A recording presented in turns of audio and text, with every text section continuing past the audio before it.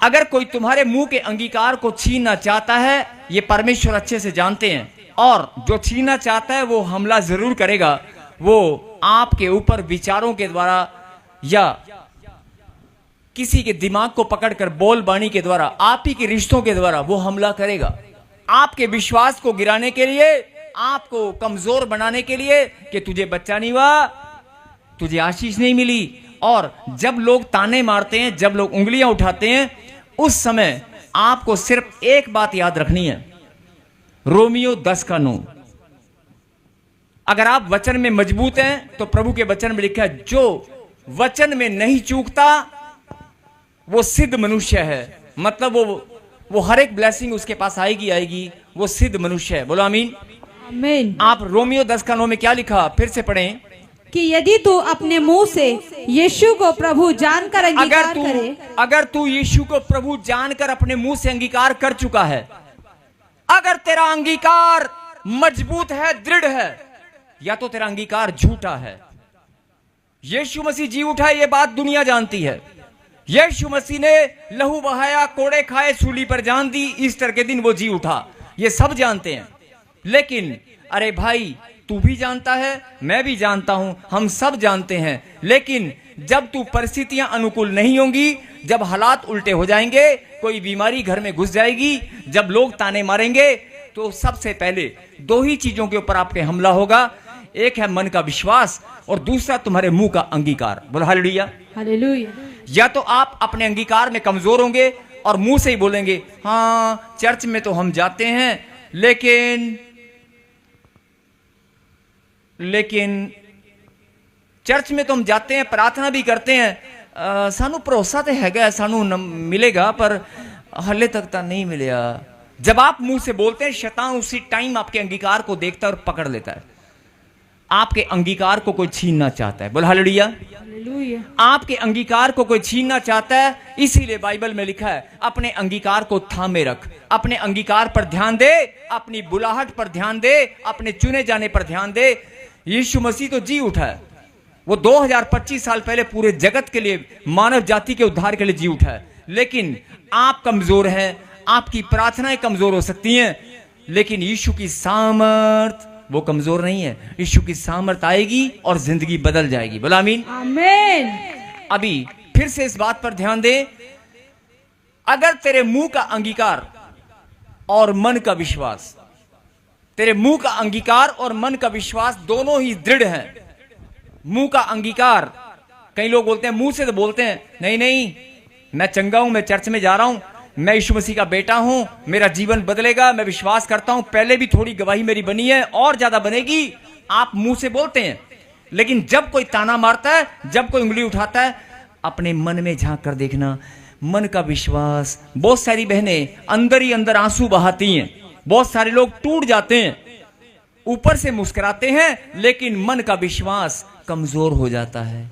वो परमेश्वर का वचन फिर से उसकी सामर्थ आपके अंदर आती है, वो आपको रोज जिंदा करता है, वो एक अलग बात है। लेकिन ये बात बड़ी गहराई से समझने की है कि अगर आपने अपने जीवन में कोई टारगेट लिया है बढ़ोतरी के लिए, अगर आपने कोई टारगेट लिया कि मुझे एक मुकाम पर पहुंचना है, मुझे मेरा एक लक्ष्य है, एक टारगेट है, मुझे अचीव करना है, मुझे आत्मिक उन्नति में बढ़ना है और मुझे अपनी फैक्ट्री खड़ी करनी है। मैं आज एक छोटी सी फैक्ट्री में नौकरी करता हूं, लेकिन नौकरी करने वाला फैक्ट्री लगाने की बात नहीं कर सकता।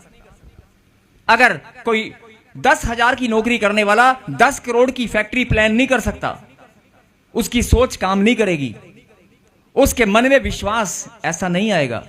लेकिन अगर वही व्यक्ति, ध्यान से सुनना, आप इतिहास उठाकर देख लो, बड़ी गहरी बात बता रहा हूं, और जवान बच्चे जो लोग रोजगार में या अपने माता पिता का नाम रोशन करना चाहते हैं, जो बच्चे बढ़ना चाहते हैं, जो बच्चे जिंदगी में कुछ करना चाहते हैं, आप इतिहास उठाकर देख लेना, आपको बहुत सारी स्टोरियां मिलेंगी, बहुत सारे लोगों की कहानियां मिलेंगी कि एक बंदा साइकिल चलाने वाला था, एक बंदा पेंचर लगाने वाला था, एक बंदा गरीब घर का था, एक जूते का काम करने वाला था, लेकिन अरबोपति बन गया, राष्ट्रपति बन गया, राजा बन गया, करोड़पति बन गया, बड़ी बड़ी फैक्ट्रियां उसकी बन गई, बहुत चाय बेचने वाला था और आज पता नहीं वो क्या बन गया। बोल हालेलुया।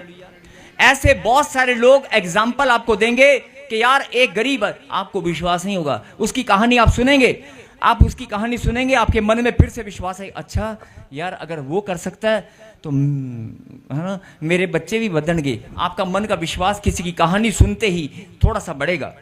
जब आप चर्च में गवाहियां सुनते हैं, जब आप चर्च में गवाहियां सुनते हैं कि 14 साल से बच्चा नहीं था, अरे उसको हो गया, मेरे तो 7 साल हुए हैं, तो मुझे क्यों नहीं होगा? आपके मन में विश्वास आता है, बढ़ता है, बढ़ता है।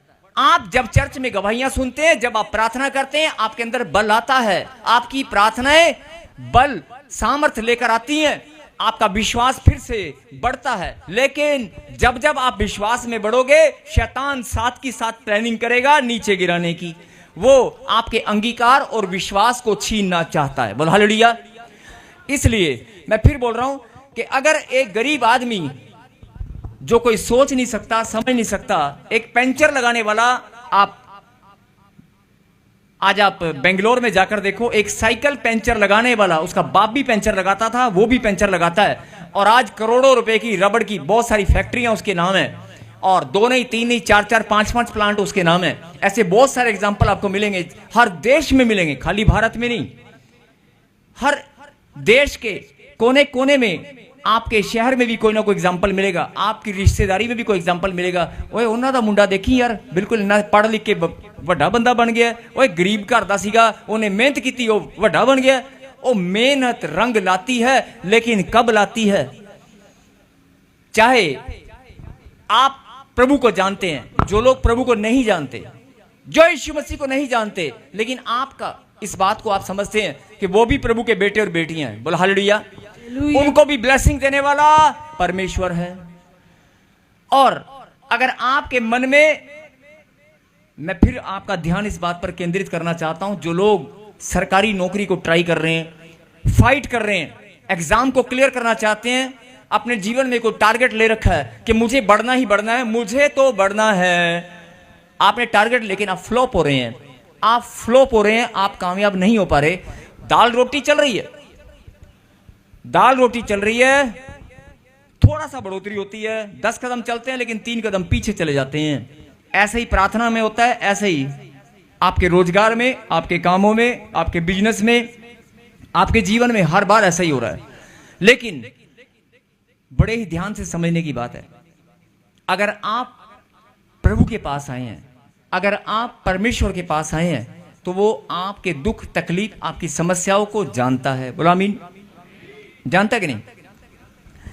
अब ध्यान से सुनना, एक बहन बहुत रो रो कर प्रार्थना कर रही है कि मेरा बेटा नशे करता है, और डॉक्टर ने बोला कि इतने नशे करता है, मर जाएगा, अगर इसने नशे करने नहीं छोड़े तो इसका जीवन नाश हो सकता है। वो मां बेचारी रोज प्रार्थना कर रही है, डॉक्टर के बाद दवाइयां भी दे रही है, लेकिन वो काम नहीं हो रहा। लेकिन आप ठंडे दिमाग से सोचना, क्या उस मां के दिल की भावनाएं चेंज हो सकती हैं? डॉक्टर जितना मर्जी डरा दे, जितना मर्जी डरा दे, उस मां की भावनाएं चेंज हो सकती हैं, उस मां का प्यार कम हो सकता है।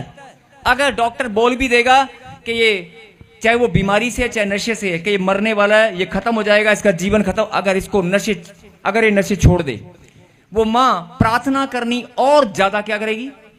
क्या करेगी? कमजोर हो जाएगी या बढ़ेगी? भले ही वो कमजोर हो जाए, भले ही उसका मन टूट जाए, लेकिन जब उसको पता ना मेरा इक्को इक्को न्याणा है, नशे ने उजाड़ देना है, मेरा काका, मेरा बेटा अगर मेरे हाथों से चला गया, अगर मेरा बेटा मेरे हाथ से चला गया, तो मैं कहां जाऊंगी? वो मां और ज्यादा प्रार्थना करनी शुरू करेगी। करेगी नहीं करेगी? वो सामर्थ परमेश्वर उसके अंदर डालता है। मेरे कहने का मतलब क्या हुआ कि उस मां का विश्वास और ज्यादा बढ़ता है कि नहीं बढ़ता है? बढ़ता है ना। लेकिन कुछ माएं बेचारी कमजोर होती हैं, मैं ये सबकी बात नहीं कर रहा हूं, लेकिन ज्यादातर माएं अपने बच्चे को बचाने के लिए फाइट करती हैं। फाइट करती हैं, करती कि नहीं करती? करती ना। कोई भी मां ऐसी नहीं होगी जो अपने बच्चे को बचाने के लिए फाइट ना करे। यही बात, अगर यही फाइट, यही भावना, यही जुनून, जैसा एक मां का बच्चे के प्रति एक जुनून है कि मुझे अपने बच्चे को बचाना ही बचाना है, चाहे वो नशे में, चाहे बीमारी में, अगर वो बुरी संगति में, एक जुनून होता है। अगर वही जुनून आपने अपने अंदर पैदा कर लिया, अगर वही जुनून, वही भावना कि मुझे अपने जीवन को बचाना ही बचाना है, मुझे अपनी आने वाली पीढ़ियों को बचाना है। मुझे पैसा की बात नहीं कर रहा हूं कि पैसा कमाना है, मुझे अपने मान सम्मान को इतना बढ़ाना है कि मैं जो मेरे माता पिता या मेरे पुरखे या मेरी पीढ़ियों में जो कोई काम नहीं कर पाया, आपके अंदर अगर जुनून है, आपके अंदर अगर भावना है कि मुझे बढ़ना ही बढ़ना है, तो परमेश्वर की सामर्थ आपके ऊपर आएगी।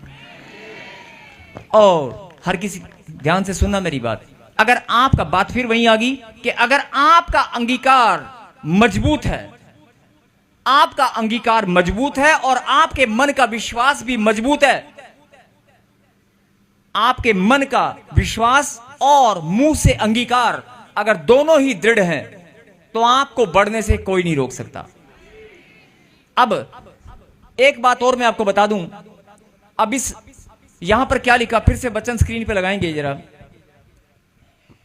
हालेलुया। रोमियो 10:9 लगा बेटे, कि यदि तू अपने मुंह से यीशु को प्रभु जानकर अंगीकार करे। अब मैं आपसे सवाल करता हूं, क्या आपने यीशु मसीह को प्रभु जान लिया है? बोलो, जान लिया है? यस, मान लिया है? यस, आप अपने मुंह से अंगीकार कर सकते हैं यस, कि यीशु ही मेरा प्रभु है, यीशु ही मेरा मुक्तिदाता उद्धार करता है, यीशु ही मेरा परमेश्वर है, यीशु ही मेरे जीवन को बदलेगा। क्या आपका अंगीकार मजबूत है? पक्का? आगे क्या लिखा? आगे लिखा, और अपने मन से विश्वास करे कि उसे मरे हुओं में से जिलाया है। मरे हुए में से जिलाया मतलब उसने मौत को हरा दिया है। अगर मौत हार चुकी है, तो तेरे घर में जो कर्जा घूम रहा है, तेरे घर में जो बीमारी है, तेरे घर में जो समस्याएं हैं, अगर मौत हार चुकी है, तो परमेश्वर उसे भी हरा चुका है। आमीन, उसने मौत को हराकर जीवन को जीत लिया है। बोला आमीन। आमीन। कि अगर तेरे मुंह का अंगीकार दृढ़ है और मन का विश्वास भी दृढ़ है, दोबारा से लगा, दोबारा से और बेटे बड़ी स्क्रीन कर, हाँ, अपनी बाइबल के अंदर एक शब्द देखना, तो तू निश्चय उद्धार को पाएगा। क्या लिखा? निश्चय उद्धार को पाएगा। अभी 2 मिनट के लिए आप ये सोच के देखना, निश्चय शब्द को हटा दो। जो निश्चय शब्द लिखा है, इसको 1 मिनट के लिए मान लो नहीं लिखा। वैसे तो ऐसा मान नहीं सकते, लेकिन आप ध्यान से निश्चय शब्द को हटा दे तो क्या बोलेंगे कि तो तू उद्धार पाएगा। तो तू, हाँ जी, बात समझ में आ रही है? अगर निश्चय को हटा दे तो आप क्या बोलेंगे? तो तू उद्धार पाएगा। लेकिन अगर निश्चय शब्द यहां पर लिखा है, उद्धार तब भी होगा, लेकिन निश्चय शब्द यहां पर लिखा है ना, निश्चय क्यों लिखा गया मालूम है? निश्चय का मतलब क्या होता है? निश्चय का मतलब है पक्का ही, 100% गारंटी है। हालेलुया। मैंने कहा ना, अगर निश्चय हटा भी देंगे तो भी उद्धार तू पाएगा। परमेश्वर ऐसे भी लिख सकते हैं, लेकिन कैसे लिखा गया, बड़े ध्यान से समझने की बात है। निश्चय शब्द को लिखा गया है, निश्चय पक्का ही तू उद्धार को पाएगा। कोई दुनिया की ताकत तेरे उद्धार को नहीं रोक सकती, अगर मन का विश्वास और मुंह का अंगीकार तेरा दृढ़ है। अब मैं आपको बताता हूं, अब इस वचन को अपने जीवन में प्रैक्टिकल आप समझ कर देखें। जब आप रो रो कर प्रार्थनाएं करते हैं, जब लोग ताने मारते हैं, 14 साल हो गए, 15 साल हो गए, बच्चा नहीं है, आपका या तो मन का विश्वास कमजोर हो जाएगा, मुंह का अंगीकार दृढ़ रहेगा, और या फिर क्या होगा, मुंह का अंगीकार कमजोर हो जाएगा, मन का विश्वास हो सकता है अंदर स्थिर रहे। लेकिन बाइबल क्या बोलती है, यह वचन आपको क्या सिखाना है कि अगर आपका मन का विश्वास और मुंह का अंगीकार दोनों मसीह लोगों में सबसे बड़ी कमी होती है। मेरा घर वाला दारू पीने नहीं छड़ रहा, मेरा घर वाला पहला ठीक हो गया सी, हुण नहीं पास्टर जी माड़ी जी प्रार्थना करो। मतलब अगर एक बहन ऐसे बोल रही है कि मेरे घर प्रॉफिट जी प्रार्थना करना, ये दारू पीना नहीं छोड़ रहे हैं, अब बताओ, दारू की बोतल का काम, दारू की बोतल इतनी हावी हो गई है या कोई नशा इतना हावी हो गया है, आप समझे? नहीं, आपका अंगीकार कहीं ना कहीं आपने खो दिया। वो अंगीकार जो आप जानते थे कि यीशु मसीह ने मौत को हरा दिया है, तो ये दारू की बोतल नशा क्या है, ये भी हारेगा। जब आप अंगीकार में मजबूत बनेंगे कि नहीं, मेरे जीवन का फैसला है, यीशु मसीह ने मुझे चुना है लाखों की भीड़ में से।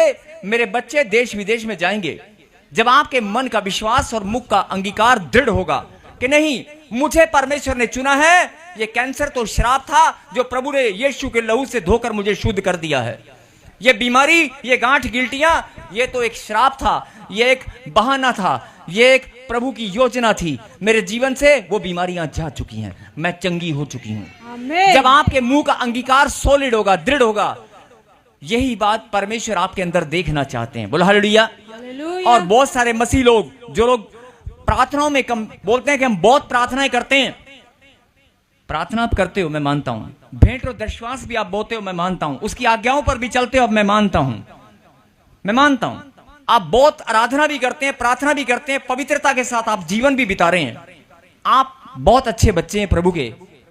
लेकिन आप जब परिस्थितियां उल्टी हो जाएंगी, जब कोई परीक्षा आपके जीवन में आएगी, जब शैतान कोई बहाना बनाकर आपको परीक्षा में डालकर, हो सकता है आप परखे जाएं, हो सकता है किसी चीज का सामना करने के लिए, लेकिन उसके बाद कोई बड़ी जीत भी आपके लिए रखी है। सबको जय मसीह की। मैं जतिन बब्बर और आप देख रहे हैं मसीह परिवार चैनल। जैसे कि आप सब जानते हैं कि मैं इस चैनल पे प्रभु के अलग अलग दासों की वीडियोस डालता हूं, तो अगर आपको हमारा चैनल अच्छा लगता है तो आप इस चैनल को ज़्यादा से ज़्यादा सब्सक्राइब जरूर करें, ताकि आप प्रभु के वचन को सुन सके। वीडियोस को ज़्यादा से ज़्यादा शेयर करें, ताकि जिन लोगों तक वचन नहीं पहुंचा उन तक भी वचन पहुंच सके।